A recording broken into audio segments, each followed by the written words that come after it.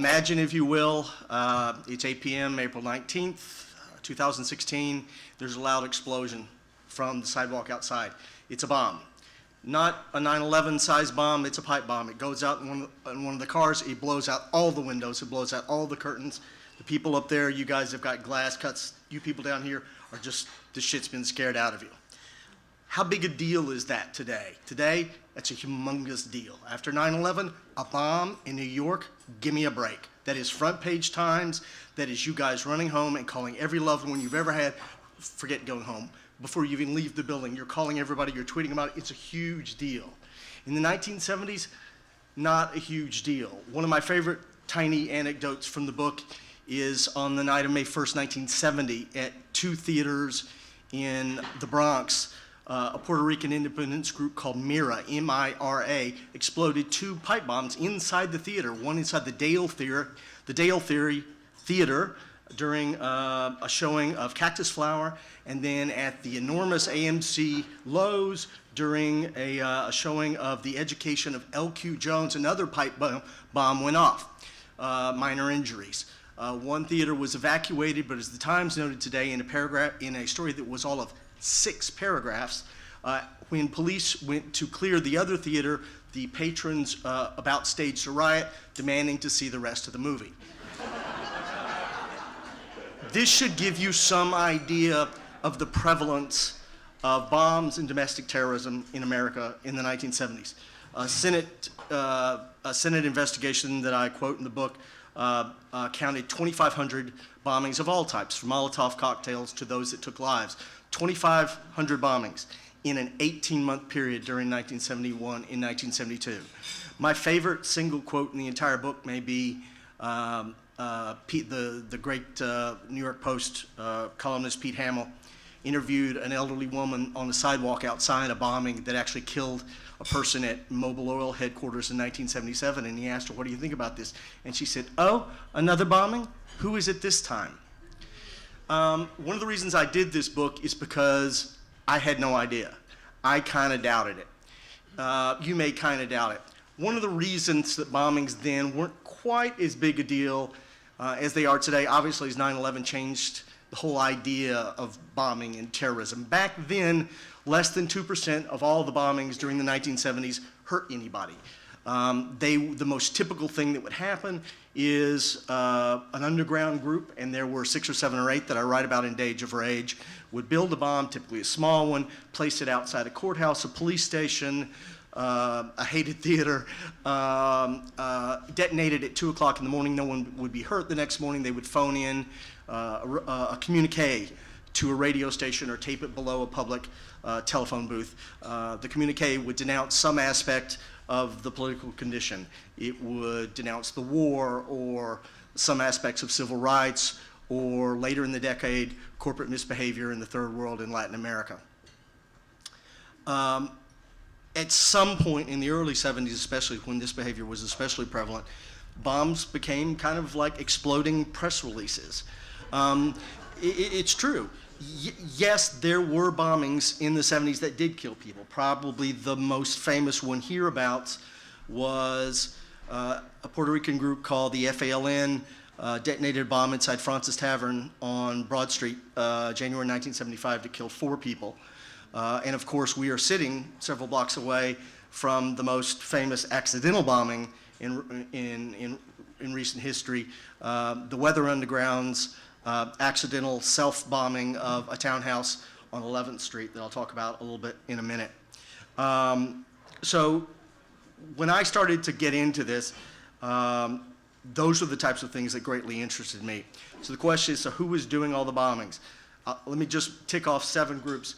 I actually, sitting back there earlier, thought, I'll ask for applause to see how many people have heard of each of these groups. And then I realized asking for applause for bombing groups probably would send entirely the wrong message.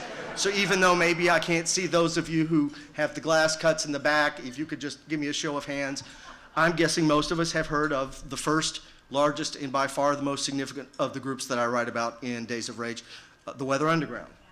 Yep. Oh, come on, that's 90% coverage. The second chronological group, they killed policemen. They assassinated policemen in Atlanta, in San Francisco and especially in New York, where several of their assassinations are among the most grisly unsolved crimes still in NYPD history. The Black Liberation Army, anybody? Anybody? Okay, I'd say about 50% coverage there. Now we're headed into the greatest hits now. The Symbionese Liberation Army, Patty Hearst. Probably the second largest media spectacle of the decade after Watergate, and ironically carried out by the most moronic of the overall underground groups. Look, after the Weather Underground, which was a lot of kind of the best and brightest of 60s activists who decided to go underground to not give up the fight, after the Weather Underground, it wasn't like those who chose to go underground were a lot of the best and the brightest. A lot of the people in the Symbionese Liberation Army, I think you could best call them drifters, intellectually at least people looking for some type of direction and guidance once the 60s kind of died out. The Fourth of My groups, let's see how many of you know have ever, before I mention them, have ever heard of the FALN? Wow, now that's surprising. Yeah, you're in New York, but look, I'm in bombing-friendly cities last week, Portland and Seattle. Nobody had heard of the FALN. The FALN were probably the most determined bombers. They bombed regularly from 74 until 81, 82. There was a successor group. Things got a little messed up there at the end. They had several bombings that killed people. And they famously raided both the Carter and who would have been Reagan, Bush presidential campaign offices in Chicago in 1980. The greatest thing about the FALN is it turns out they were all guidance counselors, students, and community organizers at a single Puerto Rican high school in Chicago named Tule High. They organized a bunch of protests at Tule High in April 1973, and 18 months later, they set off 5 bombs in one night, Halloween 1974, in New York. 2 months later, blew up Francis Tavern. Their leader, Oscar Lopez Rivera, is still in federal prison today. The next of my groups, nobody's going to raise hands at the first thing I say, but you may at the second. The next of my group is called The Family. They were, okay, got a few, but you know who Mutulu Shakur's, the leader was Mutulu Shakur, and his stepson is Tupac Shakur. That's right, that's the main reason people have heard of The Family. They robbed banks and mostly armored cars between 1977 and the Brinks job, the famous Brinks job in October 1982, which was an armored car robbery that went spectacularly wrong up a Nanuet just across the river, in which 3 people ended up dead. The sixth group I might mention, I would guess not many people have heard of, the United Freedom Front, out of the bustling radical hotbed of Portland, Maine.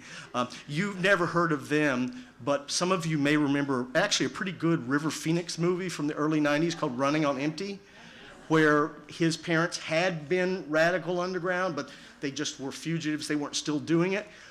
That book, that movie was, Judd Hirsch Christian Latai, was based on this group, 3 blue-collar couples and their 9 children who began bombing stuff in 1976 in Portland and Boston, and it eventually got pushed by police dragnecks out into Ohio, where they were among the very last underground 60s-era militants captured in 1984.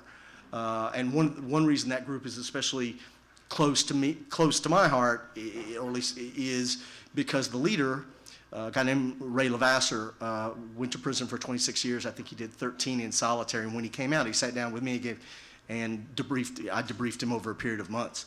And it's an incredible story. And then the last group I would mention, and come on, I'm not going to get any hands for the New World. Give it up for the New World Liberation Front. No? No? Most prolific bombers of the 70s.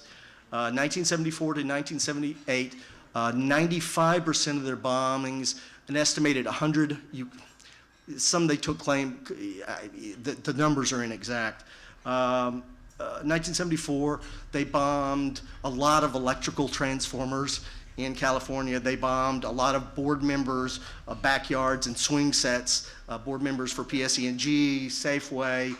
They were the ones, however, they bombed San Simeon, the Hearst estate.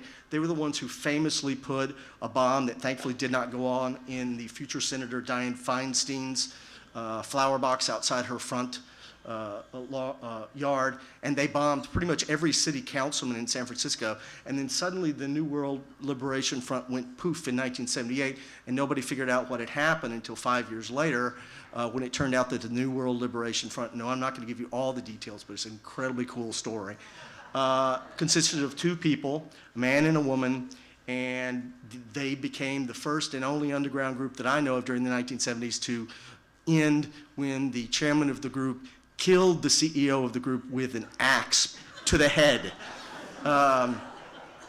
There's a lot of things that I loved about this book. Doing it and calling people and begging them to talk to me was not always the easiest. Several times I came very close to giving up because by and large, other than Weather, of which there have been several memoirs, in the SLA there was a good SLA book. Patty Hearst's book was memoir is riveting to this day. But this was not the most fun book I've ever done.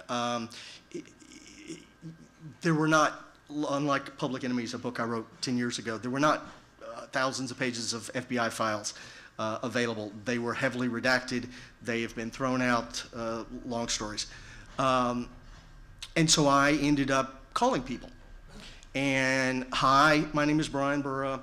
Oh, you're the Mr. Smith that was in the Weatherman. That's great. That's great. I'm not. I don't share your radical politics. You don't know me from Adam. But look, I've got you on the line. Could you tell me about that bomb, that building that you bombed in 1973? And most of them hung up on me. But I got lucky. A few didn't. A few handed me to a few more. And eventually they handed me to their lawyers. And the lawyers, a few of the radical lawyers from the day, bought into the concept and helped me really talk to an awful lot of people that have never spoken about these things before. For instance, the young man who was the Weather Underground's bomb maker, he made all but I think 3 of their bombs and taught his design to the FALN and the other groups. A young man named Ron Fliegelman, who was never arrested or indicted or anything, went back and went on to a sterling career as a school teacher in the New York public schools for 25 years. Absolutely unknown until I tracked him down and said, hey, would you tell me about those buildings you bombed in the mid-'70s? He was like, I've been waiting for somebody to tell me that. He literally did. He lives in Park Slope with most of the rest of them. I spent a lot of time in Park Slope, Woodstock, and Berkeley. Running out of time, there are a few important points that I always want to make, but one of them is the book punctures the most significant myth really about the underground and about the Weather Underground. Weather is about 40% of the book. The central myth of Weather has always been that they never did anything but these kind of harmless protest bombings. That's actually what they became after the townhouse. What it obscures, because Bill Ayers and many of the other Weather alumni never wanted to talk about, is it obscures the first 90 days, the first 3 months of Weather, when they, in fact, intended to do exactly what the BLA and the FALN did. They not only targeted people, they had authorized targets, and those targets were 2, policemen and military officers. Their first bombing, disclosed in the book for the first time, was a couple of pipe bombs thrown at policemen in a crowded parking lot in Berkeley. It mangled one guy's arm. The second was outside a police facility in Detroit. Those bombs didn't go off. And over at the townhouse on 11th Street, those bombs that went off brought the building down and killed the bomb maker and 2 friends, were all intended to go off at an officer's dance at Fort Dix, New Jersey. And it was only after that, after they realized what bombs can actually kill people, that they decided to resort to protest bombings. I'm finishing with 9 seconds left, so that makes the evening a success for me. Thank you so much for coming out.